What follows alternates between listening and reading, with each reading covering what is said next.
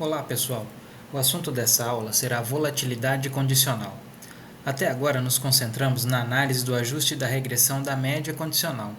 Veremos agora as situações em que podemos nos interessar em modelar também a variância condicional ou volatilidade condicional. Essa é a fórmula geral do modelo de regressão linear que temos utilizado. Seja utilizando dados de seção cruzada ou de séries de tempo. Quando tentamos explicar a relação entre uma variável dependente e outras variáveis explicativas, ou em relação a defasagens da variável dependente, ou ainda componentes de média móvel, tentamos explicar ou modelar a média condicional da variável dependente. Por isso, quando interpretamos os coeficientes, dizemos que quando a variável explicativa aumenta, a variável dependente varia em média. Normalmente, quando estimamos uma regressão, consideramos a variância como uma constante. Trata-se do pressuposto de homocedasticidade. Além disso, séries temporais não costumam sofrer com o problema de heterocedasticidade.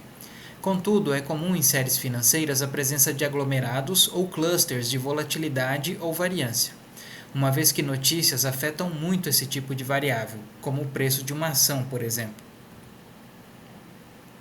Quando trabalhamos com séries financeiras, como os preços mensais da soja ou da ação da Petrobras, como em nosso exemplo, a variância ou volatilidade pode não ser constante e ainda ser autorregressiva, o que nos permite modelar a variância condicional da série.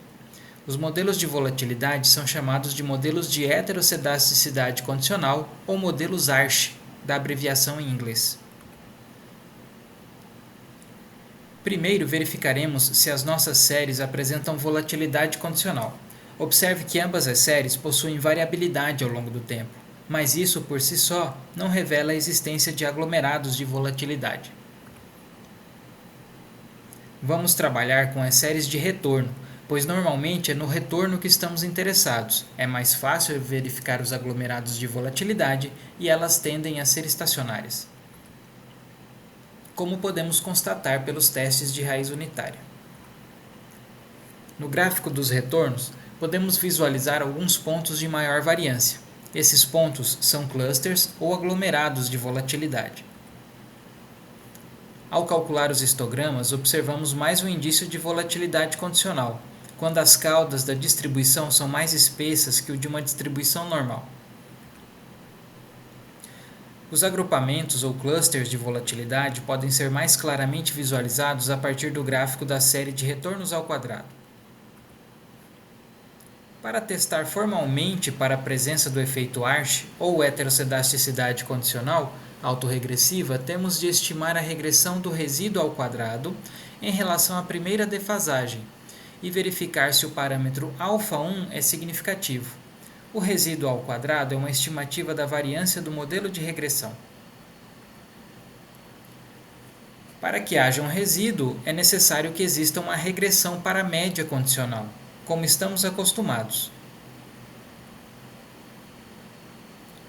É comum que os retornos não sejam autocorrelacionados, ou seja, o retorno do mês passado, no nosso caso, não tem relação nenhuma com o retorno desse mês. Assim, estimamos um modelo de retorno esperado constante, um modelo de regressão em função apenas da constante. A estimativa do modelo da média condicional nos mostra que o retorno médio esperado mensal da ação da Petrobras é de 0,9%, ou seja, o parâmetro estimado vezes 100%. No entanto, não é estatisticamente significativo, o que quer dizer que o retorno esperado é estatisticamente igual a zero. Já o retorno médio esperado da soja é de 0,7% ao mês, sendo estatisticamente significativo, mas apenas ao nível de significância de 10%. A regressão de teste mostra que α1 é não significativo para o retorno mensal da Petrobras e também não significativo para o retorno mensal da soja. Em outras palavras, nenhuma das séries que estamos usando como exemplo apresenta a heterocedasticidade condicional. Ao realizar outro teste, chegamos à mesma conclusão. Nenhuma das séries de retorno mensal possui o efeito ARCH. Isso não quer dizer que os retornos diário, por hora, semanais ou de outra frequência não possuam o efeito. Esses foram alguns conceitos básicos sobre o efeito Arch ou de volatilidade autorregressiva. Na próxima aula, vamos ajustar uma regressão para captar esse efeito. Como próxima atividade, temos a atividade prática laboratório 8. Até a próxima aula.